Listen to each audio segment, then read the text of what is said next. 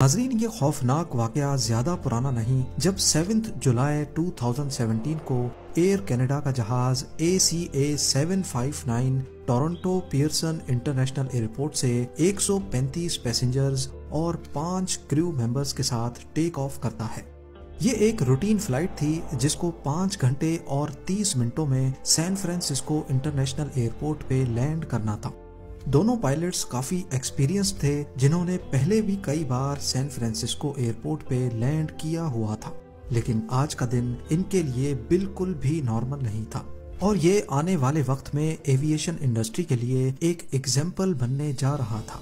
सारा सफर बिल्कुल ठीक ठाक गुजरा और जब एयर कनाडा 759 सैन फ्रांसिस्को के करीब पहुंची तो उन्होंने लैंडिंग के लिए अपनी पोजीशन बनाना शुरू कर दी। इस काम के लिए वो एयर ट्रैफिक कंट्रोल टावर की परमिशन का वेट करने लगे। आपको यहाँ बताते चलें कि सैन फ्रांसिस्को एयरपोर्ट पे टोटल 4 रनवेज हैं, पर एट अ टाइम सिर्फ 2 ही ऑपरेट किए जा सकते हैं। अगर हवा की डायरेक्शन साउथ से आएगी तो इन दोनों रनवेज को लैंडिंग और टेक ऑफ के लिए खोला जाता है, और अगर हवा वेस्ट से आ रही हो तो फिर ये 2 रनवेज इस्तेमाल किए जाते हैं। ये बात तो हम सबको मालूम है कि प्लेन को हवा के अगेंस्ट टेक ऑफ या लैंड करवाया जाता है। आज के दिन हवा वेस्ट से आ रही थी, इसी वजह से प्लेन को हवा के अगेंस्ट लैंड कराने के लिए इनमें से किसी एक रनवे को इस्तेमाल किया जाना था, जिनके नाम 28L और 28R हैं, यानी 28 लेफ्ट और राइट। अभी तक जो सब कुछ नॉर्मल चल रहा था वो अब बिगड़ना शुरू हो गया। रनवे 28L मेंटेनेंस के लिए बंद किया हुआ था और इसी वजह से उसकी लाइट्स भी ऑफ थी। कंट्रोल टावर ने एयर कनाडा 759 को साथ वाले रनवे 28R पर लैंडिंग की परमिशन दे दी। क्योंकि दोनों पायलट्स पहले भी इस एयरपोर्ट पर कई मर्तबा लैंड कर चुके थे, इसी वजह से वो एक्सपेक्ट कर रहे थे कि उनको रनवे की 2 पैरेलल लाइट्स नजर आएंगी, जिनमें से उनको राइट वाले रनवे पे लैंड करना है, और यहीं पर इनसे हुई पहली गलती। इन दोनों रनवेज के साइडों पे 2 टैक्सी वेज हैं जिनको ग्रीन कलर किया हुआ है। टर्मिनल से पैसेंजर्स लोड करने के बाद जहाज इन टैक्सी वेज के जरिए ही रनवे तक आते हैं, पर रात के अंधेरे की वजह से एयर कनाडा 759 के पायलट्स टैक्सी वे की लाइट्स को 28R समझ बैठे और जो असल में 28R की लाइट्स थी उनको वो 28L समझ रहे थे। पर जो इससे भी बड़ा खतरा था वो तो अभी तक पायलट्स को मालूम ही नहीं था। जी हाँ, राइट टैक्सी वे पर 4 फुली लोडेड जहाज टेक ऑफ करने के लिए अपनी बारी का इंतजार कर रहे थे। 3 यूनाइटेड वन एयरलाइन के जहाज थे और एक फिलीपीन एयरलाइंस का जहाज था। इन चारों में टोटल 1000 से भी ज्यादा पैसेंजर्स थे और इनमें फ्यूल भी फुली लोडेड था। रनवे 28R और टैक्सी वे के बीच सिर्फ 100 मीटर्स का फासला है। एयर कनाडा 759 ने जब खुद को टैक्सी वे के साथ अलाइन कर लिया तो दूर कंट्रोल टावर में से देखने पर यह अंदाजा लगाना काफी मुश्किल था कि वो असल में कहां लैंड करने जा रहे हैं। अब यहाँ सबसे बड़ा सवाल उठता है कि रनवेज का मेंटेनेंस के लिए बंद होना एक नॉर्मल बात है, तो ये चीज एयर कनाडा 759 के पायलट्स को क्यों नहीं बताई गई थी? क्योंकि अगर उनको इस बात का इल्म होता तो ये कंफ्यूजन सिरे से होती ही नहीं। रनवे 28L के बंद होने वाली इंफॉर्मेशन नोटैम्स में मेंशन की गई थी। नोटैम्स यानी नोटिसेस टू एयर मिशंस ऐसे नोटिसेस होते हैं जिसमें फ्लाइट के टेक ऑफ से लेकर लैंडिंग तक की तमाम इंफॉर्मेशन लाइन से लिखी होती है, और हकीकत में इनमें से इम्पोर्टेंट नोटिसेस को पॉइंट आउट करना इतना आसान नहीं होता। इसी वजह से 28L के बंद होने वाला नोटिस पायलट से मिस हो गया, और ये थी उनकी दूसरी बड़ी गलती। एयर कनाडा 759 तेजी से रनवे यानी टैक्सी वे के लिए बढ़ रही थी।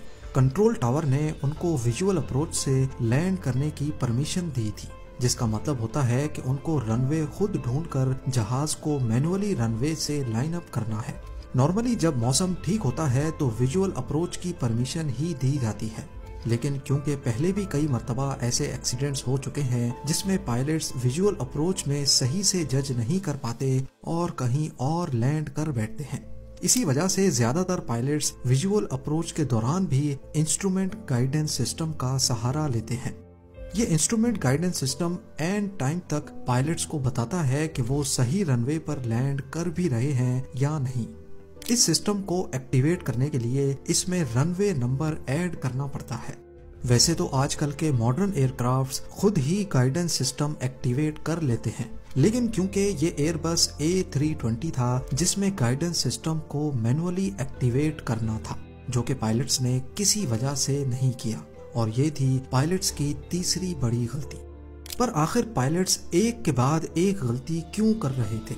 असल में दोनों पायलट्स का ये काफी बड़ा दिन था। इस वक्त रात के 11:45 हो रहे थे और दोनों ने पिछले 19 घंटों से कोई खास रेस्ट नहीं किया था। ये दोनों कैनेडियन पायलट्स थे और उस वक्त कैनेडियन पायलट्स के फटीग रूल्स भी यूएस के मुकाबले में ज्यादा सख्त नहीं थे। एयर कनाडा 759 के पायलट्स की तो 3 गलतियां हमने पॉइंट आउट कर ली, लेकिन उन 4 प्लेन्स का क्या जो देख भी रहे थे कि एयर कनाडा रनवे की तरफ नहीं बल्कि टैक्सी वे की तरफ बढ़ रहा है, और फिर भी कंट्रोल टावर को नहीं बता रहे थे। असल में सबको मालूम था कि सैन फ्रांसिस्को एयरपोर्ट पे विजुअल अप्रोच के दौरान प्लेन को थोड़ा मजीद राइट साइड से लाना होता है, क्योंकि अगर 28R की सीध में प्लेन आएगा तो उसको सैन फ्रांसिस्को के फॉस्टर सिटी एरिया के ऊपर से गुजरना होगा। आबादी के ऊपर नॉइज पोल्यूशन ना हो, इसी वजह से पायलट्स रनवे से करीब आकर खुद को अलाइन करते हैं। चारों पाक जहाजों के पायलट्स के लिए ये एक नॉर्मल बात थी, इसी वजह से किसी ने भी कंट्रोल टावर को रिपोर्ट नहीं किया। पर जब एयर कनाडा का जहाज और ज्यादा करीब आ गया और खुद को 28R के साथ अलाइन नहीं किया, तो फिलीपींस एयरलाइन के जहाज ने एहतियातन अपनी लैंडिंग लाइट्स ऑन कर दी ताकि लैंड करने वाले प्लेन को नजर आ सके कि यहाँ पर पहले से 4 प्लेन्स खड़े हैं। उधर एयर कनाडा 759 के पायलट्स को टैक्सी वे पर, जिसको वो 28R समझ रहे थे, कुछ लाइट्स नजर आई। दोनों पायलट्स को कुछ ठीक नहीं लगा तो उन्होंने फौरन कंट्रोल टावर को ये रेडियो मैसेज किया।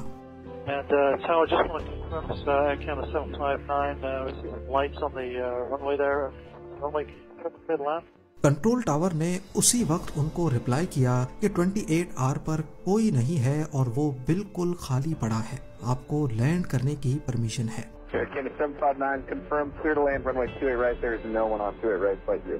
असल में कंट्रोल टावर को भी इल्म नहीं था कि वो 28R पर नहीं बल्कि टैक्सी वे पर लैंड करने वाला है। नॉर्मली इस सिचुएशन के लिए एक और कंट्रोलर भी होता है जो कि ग्राउंड पर ट्रैफिक को मॉनिटर करता है, लेकिन क्योंकि ये रात का वो वक्त था जब ट्रैफिक इतनी ज्यादा नहीं थी, इसी वजह से सिर्फ एक ही कंट्रोलर ये सब कुछ मैनेज कर रहा था। खुशकिस्मती से वेटिंग में खड़े पायलट्स एयर कनाडा और कंट्रोल टावर की इस कन्वर्सेशन को सुन पा रहे थे। उनको भी ये समझ नहीं आ रहा था कि इतना करीब पहुंचने पर भी एयर कनाडा रनवे से अलाइंड क्यों नहीं है। अब आखिरी चंद सेकंड्स बचे थे। वेटिंग में खड़े पायलट्स को अपनी मौत सामने दिखाई दे रही थी। उनको कंफर्म हो गया कि एयर कनाडा टैक्सी वे को ही रनवे समझ रहा है। सबसे आगे खड़े यूनाइटेड 1 के पायलट ने अपना कॉल साइन बताए बगैर फौरन कंट्रोल टावर को ये मैसेज किया। इसके जवाब में कंट्रोल टावर ने एयर कनाडा को फौरन गो अराउंड का मैसेज रिले किया। जब तक एयर कनाडा को ये मैसेज मिलता, वो लाइन में खड़े तीसरे जहाज से सिर्फ चंद फुट ऊपर थे। खुशकिस्मती से उन्होंने फौरन रिएक्ट किया और लिवर को ऊपर करके वापस एल्टीट्यूड गेन कर गए। सिर्फ एक और सेकंड का डिले होता तो अभी जो आपने देखा ये एविएशन की हिस्ट्री में सबसे बड़ा हादसा कहलाया जाता।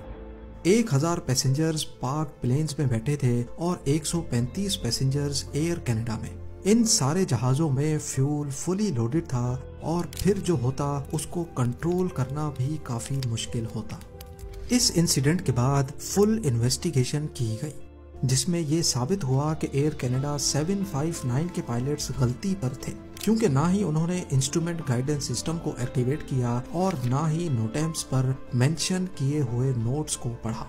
इसके अलावा नेशनल ट्रांसपोर्टेशन सेफ्टी बोर्ड ने सैन फ्रांसिस्को एयरपोर्ट के लिए नए रूल्स बनाए, जिसमें जब एक रनवे बंद होगा तो विजुअल अप्रोच की परमिशन नहीं दी जाएगी। साथ ही साथ ऑफ पीक आवर्स में एयर ट्रैफिक के साथ साथ ग्राउंड ट्रैफिक कंट्रोलर का